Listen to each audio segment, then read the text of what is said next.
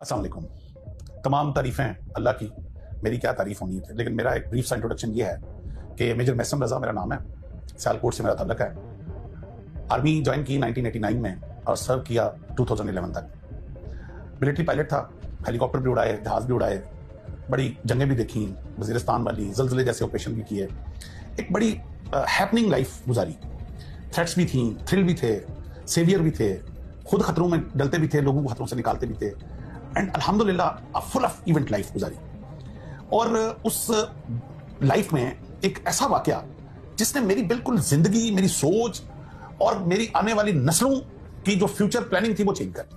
वो वाकया यूं था कि 1987 में मैं आर्मी की तरफ से एक फ्लाइंग कोर्स पे मुझे जॉर्डन मेरी सिलेक्शन हुई, जो 90 दिन का कोर्स था, 3 महीने का। ये फ्लाइंग के छोटे छोटे कोर्सेज आपकी मिलिट्री लाइफ में आते रहते हैं। खैर मैं 1997 में मैं जॉर्डन पहुंचा, तो वहाँ मिलिट्री बेस है, किंग हुसैन मिलिट्री बेस। वो एक उनका छोटा सिटी है, अल मफाक, मफाक में वो बेस है, किंग हुसैन मिलिट्री बेस। जब वो एक उनके कर्नल साहब थे, कर्नल हुसैन नाम था उसका, वो जो उनके उसको जीवन क्वाड कहते हैं, जो कोऑर्डिनेशन करता था तमाम एलाइड ऑफिसर जो बाहर से आए होते थे, उनकी रेजिडेंस। और जब उसने लिस्ट दी हमें कि कौन किधर ठहरेगा, तो उसमें वो एक फ्लैट था जिसमें 2 पायलट्स ने रुकना था। जो तमाम फॉरेन पायलट्स जितने भी थे, वो 2-2 पेयर किया हुआ था। तो जो मेरे साथ पेयर था वो इजरायली पायलट था। मैं झंडा देख के इसराइल का, तो एकदम दुनिया में चंद ही वो कंट्रीज हैं जिनके झंडे देख के हम ऊपर से नीचे होते हैं, तो उनमें से लकीली एक इजराइल है। तो मैं एकदम आई वाज शॉक्ड, और मैं कर्नल हुसैन को मैंने कहा जाके कि सर आपको पता भी है कि diplomatically we are not aligned with Israel, so if you could change my flatmate. तो उसने एकदम कलम पकड़ा, उसने कहा हाँ व्हाई नॉट, यस। तो अच्छा, जब वो काटने लगा तो ऐसे मेरी तरफ ऊपर देख के मुझे कहता है, but just for your information that pilot of Israel requested me to be your flatmate. अब जब मैंने ये सुना कि दुश्मन ने ये चैलेंज दिया कि मैं पाकिस्तानी ऑफिसर के साथ मुझे कर दें, तो मैंने कहा अब मैं नाम कटवाऊं तो फिर मैं पाकिस्तानी नहीं। तो I accept this challenge, I will live with Israeli pilot for 90 days and then life starts. 2-4 दिन तकल्लुफ में गुजरे, वो भी थोड़ा रिजर्व लगा। वो समझ रहा था पता नहीं मैं कोई आईएसआई का एजेंट हूं। चंद दिनों में हमें ये समझ आ गई कि ना मैं आईएसआई का एजेंट हूं, ना वो मोसाद का एजेंट है। तो हम दोनों पायलट हैं और कोर्स करने आए हुए हैं। 8-10 दिन के बाद बेतकल्फी हो गई, सुबह क्लास में इकट्ठे जाना, शाम को खाना इकट्ठे खाना। जब बेतकल्फी इस लेवल की हुई तो मैंने उससे पूछा, मैंने कहा you requested me to be your flatmate, he said yes. मैंने कहा is there any particular reason for that? तो जो उसका जवाब था शोएल का, वो मेरा लाइफ चेंजिंग, मेरी पाकिस्तान के साथ मोहब्बत उस दिन मुझे मेरी पैदा हुई मेरे अंदर। उससे पहले मैं बाय डिफॉल्ट पाकिस्तानी था, लेकिन मैं 1997 इस वाकये के बाद मैं बाय चॉइस पाकिस्तानी। उसने जो जवाब दिया वो मैं बार बार इस कौम को वो जवाब बताना चाह रहा हूं। मैं इससे पहले वाली भी एक वीडियो में, मैं उससे पहले वाले एक प्रोग्राम में मैं बताता, ही सेड के हम पैदा हुए थे तो मां की गोद से हमें बताया गया था कि तुम्हारा दुश्मन अरब नहीं है, तुम्हारा दुश्मन पाकिस्तान है। कहता है उसके बाद मकतब में आए तो मकतब में हमें पढ़ाया गया कि तुम्हारा दुश्मन पाकिस्तान है। कहता है मकतब के बाद स्कूल में, मकतब उनके कहते हैं मदरसे टाइप को, जो कंपलसरी है स्कूल से पहले। अच्छा, कहता है उसके बाद स्कूल में आए तो स्कूल में जो चैप्टर हमें एनिमी का पढ़ाया जाता था, उसमें झंडा पाकिस्तान का लगा होता था। उसमें पाकिस्तान की ज्योग्राफी पढ़ाई जाती थी, पाकिस्तान का नहरी निजाम पढ़ाया जाता था, पाकिस्तान का फौज की स्ट्रेंथ हमें पढ़ाई जाती थी। कहता है उसके बाद यूनिवर्सिटीज में, कॉलेज में एनिमी के तौर पे हमें पाकिस्तान पढ़ाया जाता। कहता है फिर मैं आर्मी में आ गया। जब आर्मी में आया तो सारी दुश्मन की मिलिट्री स्ट्रेटेजीज जो हैं वो हमें पाकिस्तान की पढ़ाई जाती थी। कहता है जब पैदा होने से लेकर आज तक दुश्मन दुश्मन दुश्मन पाकिस्तान सुनते आए हैं, तो एक मौका मिला कि दुश्मन के साथ 90 दिन गुजारने का, तो वो आर्मी की टर्मिनोलॉजी होती है नो योर एनिमी। तो कहता है नो योर एनिमी का चांस मिला तो why should I miss it. मैं उसकी बात सुन के थोड़ा सा मैं हैरान हुआ। मैंने कहा शोएल ठीक है, हम आपको ड्यू टू मस्जिद अक्सा एंड ड्यू टू फलस्तीन हम डिप्लोमेटिकली आपको एक्सेप्ट नहीं करते, मगर इस लेवल का हमने कभी आपको दुश्मनी के भी काबिल नहीं समझा। हमारे लिए तो इंडिया ही काफी है जो हमारे साथ जुड़ा हुआ है मशरक के ऊपर, और उसके लिए हम काफी हैं, हमारे लिए वो काफी है। तो तुम लोग किस लेवल पे जा चुके हुए? तो हमने वी नेवर थॉट। तो जो इसके बाद जो उसने जवाब दिया वो इससे भी ज्यादा अहम था। उसने कहा तुम लोग अभी सोए हुए हो, अभी तुम्हारे लीडर्स तुम्हें बता नहीं रहे कि तुम लोग क्या हो और क्या काम तुम लोगों से लिया जाना है, जबकि हमारे लीडर्स ने हमें बता दिया। इसलिए हमें बहुत क्लियर है कि तुम लोग क्या हो, लेकिन तुम लोगों को खुद अभी नहीं पता तुम लोग क्या हो। और जब मैंने थोड़ा इसरार किया, उसको अनफोल्ड किया, तो उसने कहा कि कभी तुम लोगों ने गौर किया कि पूरी दुनिया का नक्शा ले लो, पूरी दुनिया में 2 कंट्रीज ऐसे हैं जो रिलीजियस आइडियोलॉजी की बुनियाद पर बने हैं, और वो एक पाकिस्तान है और एक इजराइल है। पाकिस्तान बना 1947 में, इजराइल बनता 1948। अब what a coincidence, what a coincidence कि 9 महीने के अरसे के अंदर अंदर 2 मुल्क, जो काम जब से दुनिया बनी थी नहीं हुआ था, और वो एक ही 9 महीने के अंदर अंदर वो काम दुनिया में होता है। पाकिस्तान बनता है 27 रमजान को, वो मुबारक ताक रात जिसके लिए हमारा कुरान भी नाम जलना पूरी उतरी उसके ऊपर। हमारी सारी दुनिया जानती है کہ وہ تاک رات کیا ہے ہمارے لیے. جس رات فرشتے اترتے ہیں اپنی رحمت کے لیے خدا فرما رہا ہے, اور ساتھ وہ بھی اللہ کا, تم کیا جانو گے یہ رات کیا ہے.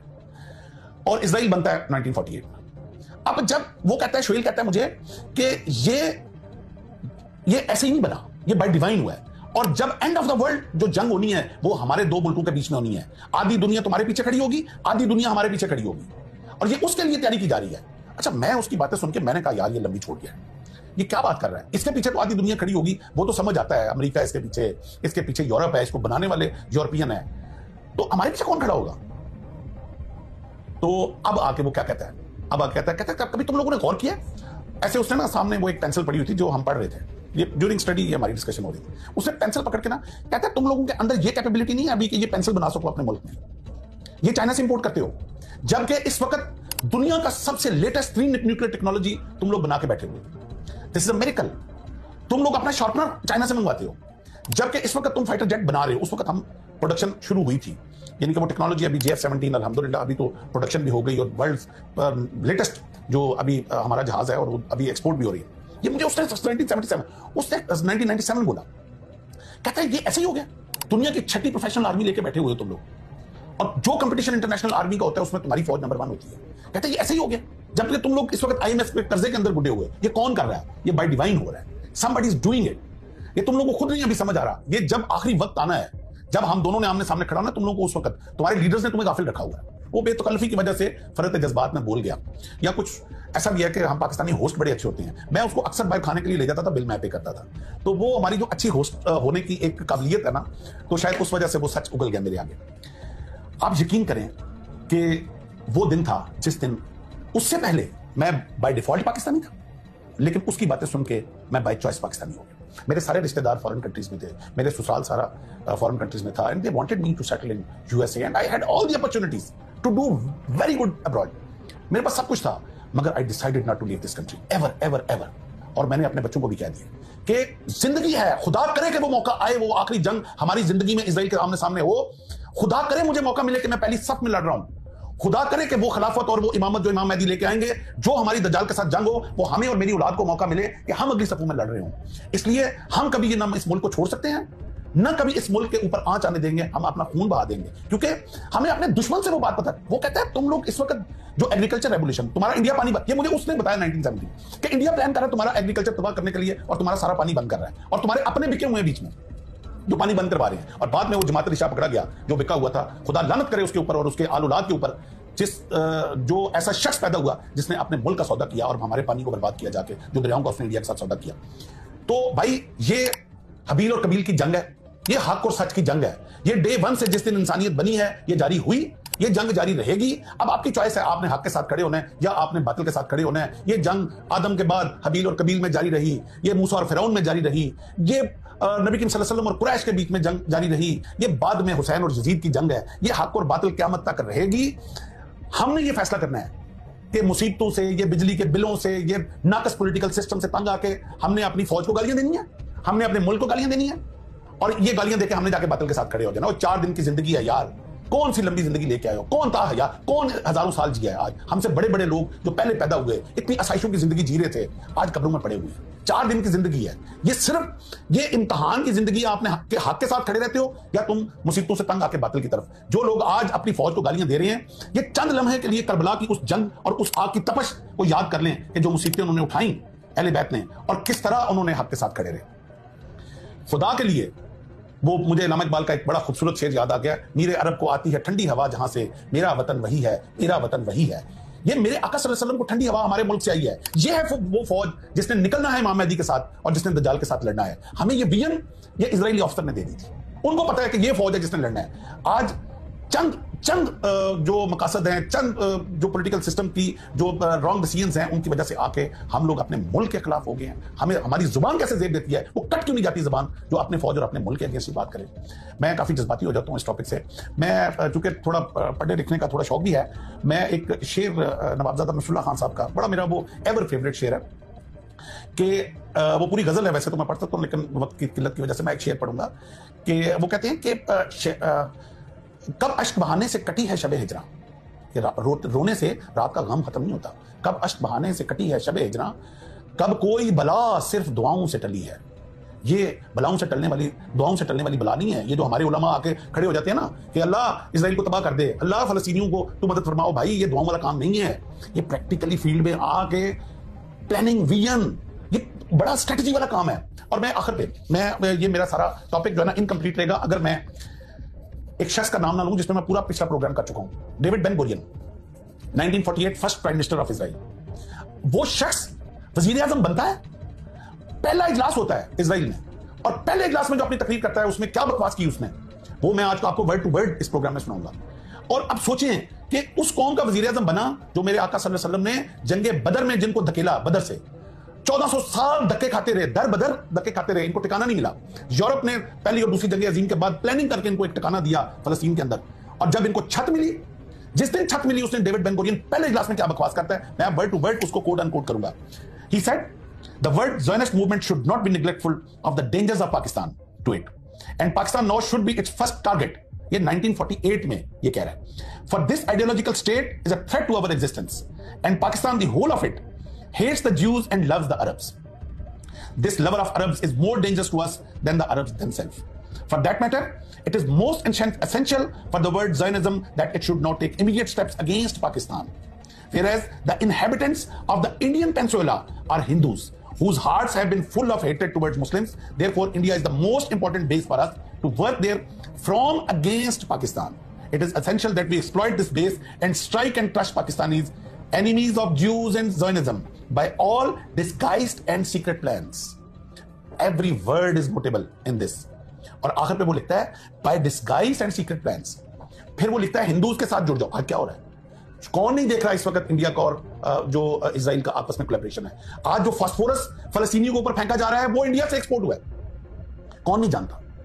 خدا کے لیے پاکستانیوں, خدا کے لیے مسلمانوں اکٹھے ہو جاؤ. جب دشمن اکٹھا ہو سکتا ہے پاکستان کے لیے تو تم لوگ اپنے لیے اکٹھے کیوں نہیں ہو سکتے؟ دس از ہائی ٹائم. واعتصموا بحبل اللہ جمیعا ولا تفرقوا. ہمیں ایک جھنڈے کے نیچے واپس اکٹھے ہونا ہے.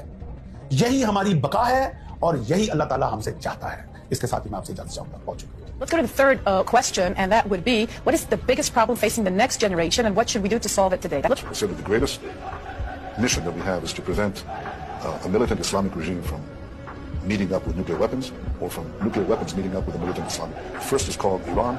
The second is called Pakistan. President Obama's speech, and you said, that Pakistan is the new target. However, he's saying that Pakistan and the United States have to have this important partnership. What's going on there then? The goal, once again, is to destroy Pakistan as an energy corridor between Iraq, Iran, other countries in the Middle East that produce oil, and China, because that's where a pipeline could go. The pipeline could start in Iraq, it could go to Iran, it can go up through Pakistan, cross the Himalayas, above Kashmir, go into China. This would be oil going towards China and Chinese economic influence coming into the Middle East and essentially cutting out the Anglo-Americans. And how is that going to happen, the destruction of Pakistan? The idea is to provoke a civil war. In other words, take the existing civil war inside Afghanistan and massively export it. The U.S. would possibly consider a direct attack on Pakistan, but they can't, because Pakistan is too big and it has nuclear weapons. So there's nuclear deterrence. The only way to do it is to take the Pashtun population in Afghanistan and Pakistan, rile them up into an independence movement, do the same thing with the people in Baluchistan, and with that you've carved Afghanistan, you've broken Pakistan into 4 pieces or 3, and you've even started to carve Iran, because those Baluchis are a peripheral group of the Iranians. So परचम हिलाल के हम लाए हैं तूफान से कश्ती निकाल के, इस मुल्क को रखना मेरे बच्चों संभाल के. हम लाए हैं तूफान से कश्ती निकाल के, इस मुल्क को रखना मेरे बच्चों संभाल के. बरसों के बाद फिर उड़े परचम हिलाल के, इस मुल्क को रखना मेरे बच्चों संभाल के. हम लाए हैं